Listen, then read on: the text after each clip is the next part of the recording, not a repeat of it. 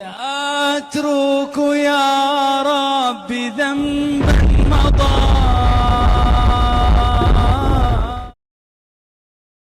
بسم اللہ الرحمن الرحیم۔ صحیح بخاری حدیث نمبر 7۔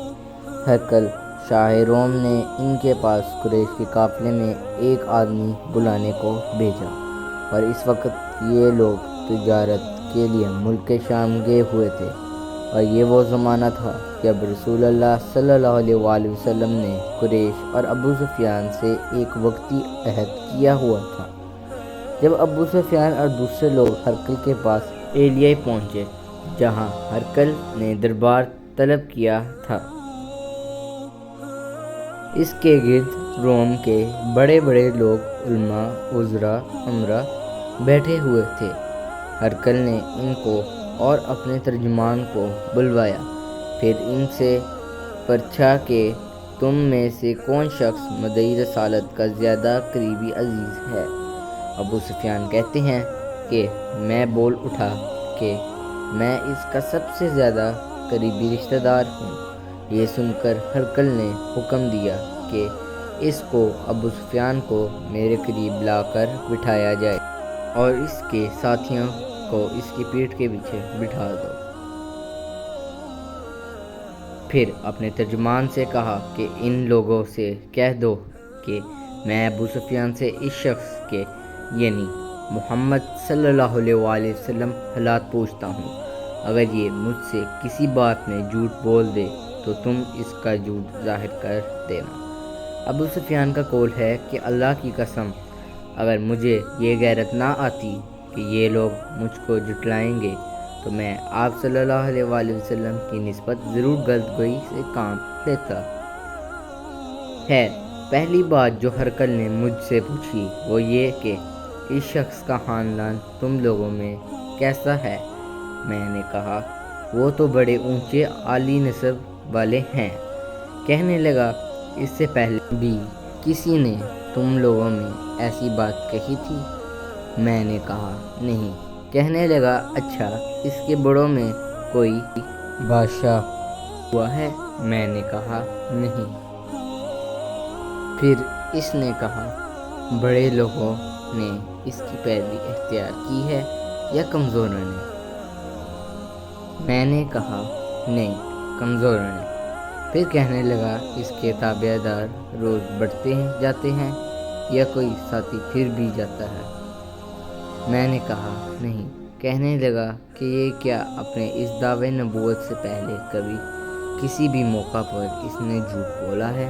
میں نے کہا نہیں، اور اب ہماری اس سے صلح کی ایک مقررہ مدت ٹھہری ہوئی ہے، معلوم نہیں وہ اس میں کیا کرنے والا ہے۔ ابو سفیان کہتے ہیں میں اس بات کے سوا اور کوئی جھوٹ اس گفتگو میں شامل نہ کر سکا۔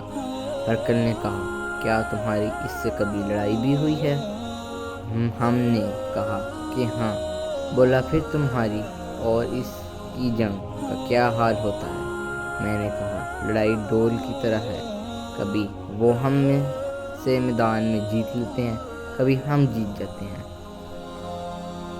ہرقل نے پوچھا وہ تمہیں کس بات کا حکم دیتا ہے؟ میں نے کہا وہ کہتا ہے کہ صرف اللہ ایک ہی ہے اور اسی کی عبادت کرو اور اس کا کوئی شریک نہ بناؤ، اور اپنے باپ دادا کی شرک کی باتیں چھوڑ دو، اور ہمیں نماز پڑھنے، سچ بولنے، پرہیزگاری اور صلہ رحمی کا حکم دیتا ہے۔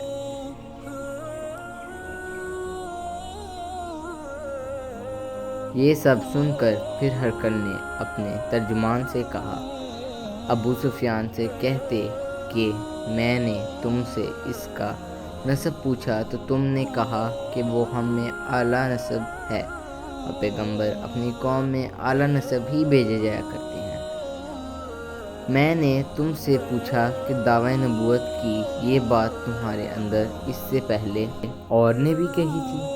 تو تم نے جواب دیا کہ نہیں۔ تب میں نے اپنے دل میں کہا کہ اگر یہ بات اس سے پہلے کسی نے کہی ہوتی تو میں سمجھتا کہ اس شخص نے بھی اسی بات کی تقلید کی ہے جو پہلے کی جا چکی ہے۔ میں نے تم سے پوچھا کہ اس کے بڑوں میں کوئی بادشاہ بھی گزرا ہے؟ تم نے کہا نہیں۔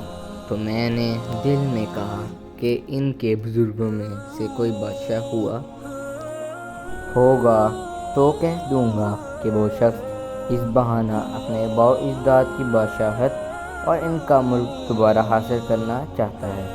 اور میں نے تم سے پوچھا کہ اس بات کے کہنے یعنی پیغمبری کا دعویٰ کرنے سے پہلے تم نے کبھی اس کو دروغگوئی کا الزام لگایا ہے؟ تم نے کہا کہ نہیں۔ تو میں نے سمجھ لیا کہ جو شخص آدمیوں کے ساتھ دروغگوئی سے بچے وہ اللہ کے بارے میں کیسے جھوٹی بات کہہ سکتا ہے۔ اور میں نے تم سے پوچھا کہ بڑے لوگ اس کے پیرو ہوتے ہیں یا کمزور آدمی؟ تم نے کہا کمزوروں نے اس کی اتباع کی ہے۔ تو دراصل یہی لوگ پیغمبروں کے متبعین ہوتے ہیں۔ اور میں نے تم سے پوچھا کہ اس کے ساتھی بڑھ رہے ہیں یا کم ہو رہے ہیں؟ تم نے کہا کہ وہ بڑھ رہے ہیں، اور ایمان کی کیفیت یہی ہوتی ہے تاکہ وہ کامل ہو جاتا ہے۔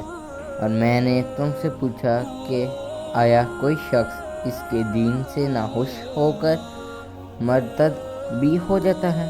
تم نے کہا نہیں۔ تو ایمان کی خاصیت بھی یہی ہے، جن کے دلوں میں اس کی مسرت رچ بس جائے وہ اس سے لوٹا نہیں کرتے۔ اور میں نے تم سے پوچھا کہ آیا وہ کبھی عہد شکنی کرتے ہیں؟ تم نے کہا نہیں، پیغمبروں کا یہی حال ہوتا ہے، وہ عہد کی خلاف ورزی نہیں کرتے۔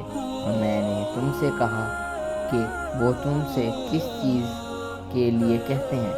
تم نے کہا وہ ہمیں حکم دیتے ہیں کہ اللہ کی عبادت کرو، اس کے ساتھ کسی کو شریک نہ ٹھہراؤ، اور تمہیں بتوں کی پرستش سے روکتے ہیں، سچ بولنے اور پرہیزگاروں کا حکم دیتے ہیں۔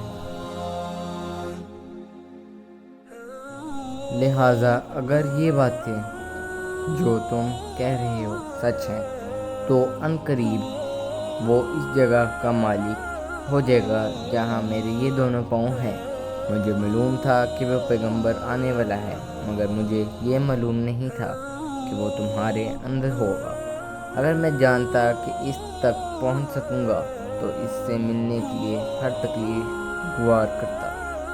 اگر میں اس کے پاس ہوتا تو اس کے پاؤں دھوتا۔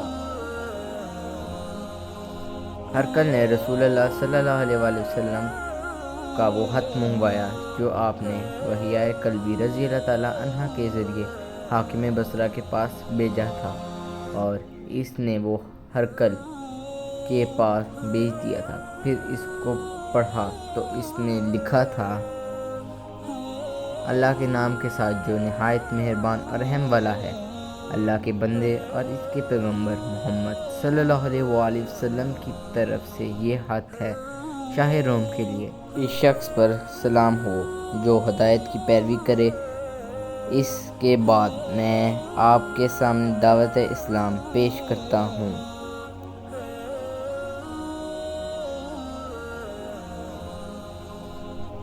اگر آپ اسلام لے آئیں گے تو دین و دنیا میں سلامتی نصیب ہوگی، اللہ آپ کو دوہرا ثواب دے گا، اور اگر آپ میری دعوت سے روگردانی کریں گے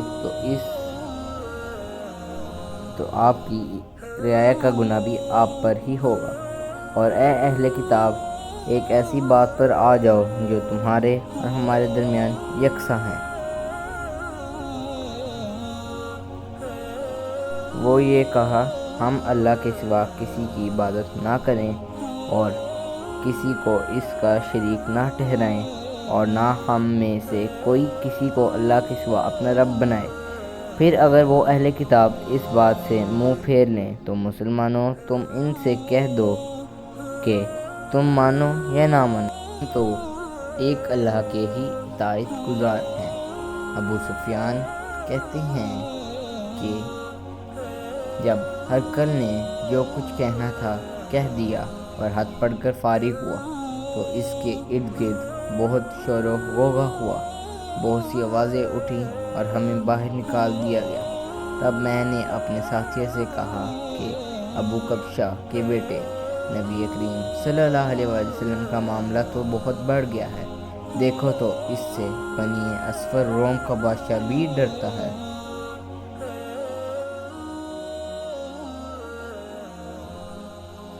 مجھے اس وقت سے اس بات کا یقین ہو گیا تھا کہ نبی کریم صلی اللہ علیہ وسلم ان قریب غالب ہو کر رہیں گے، حتیٰ کہ اللہ نے مجھے مسلمان کر دیا۔ راوی کا بیان ہے کہ ابن ناطور ایلیا کا حکم ہرقل کا مصاحب اور شام کے نصارہ کا لاٹ پادری بیان کرتا تھا کہ ہرقل جب ایلیا آیا ایک دن صبح کو پریشان اٹھا تو کے درباریوں نے دریافت کیا کہ آج ہم آپ کی حالت بدلی ہوئی پاتے ہیں، کیا وجہ ہے؟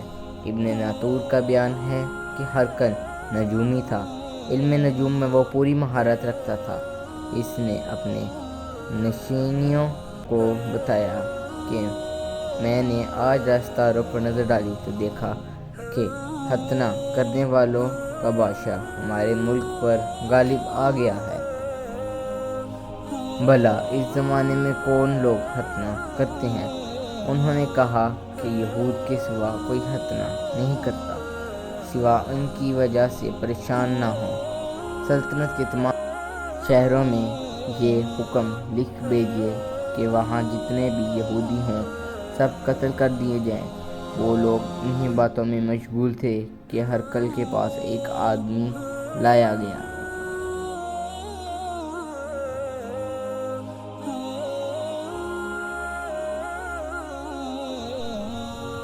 جسے شاہ غسان نے بھیجا تھا۔ اس نے رسول اللہ صلی اللہ علیہ وآلہ وسلم کے حالات بیان کیے۔ جب ہرقل نے سارے حالات سن لیے تو کہا کہ جا کر دیکھو وہ ختنہ کیے ہوئے ہیں یا نہیں۔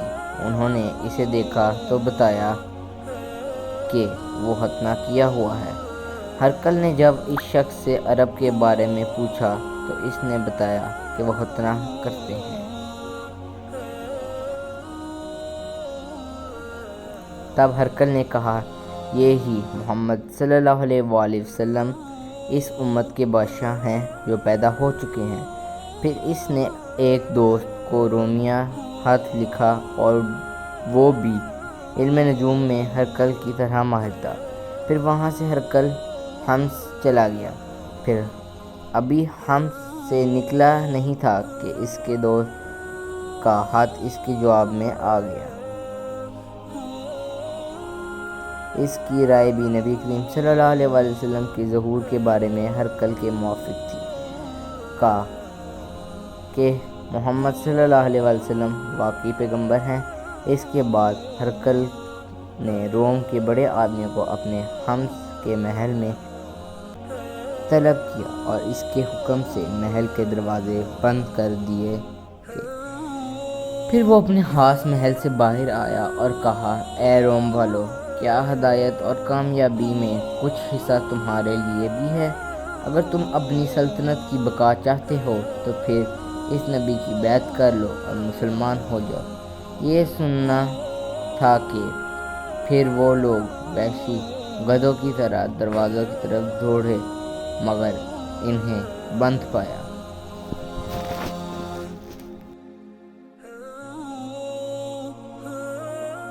آخر جب ہرقل نے اس بات سے ان کی یہ نفرت دیکھی اور ان کے ایمان لانے سے مایوس ہو گیا تو کہنے لگا ان لوگوں کو میرے پاس لاؤ۔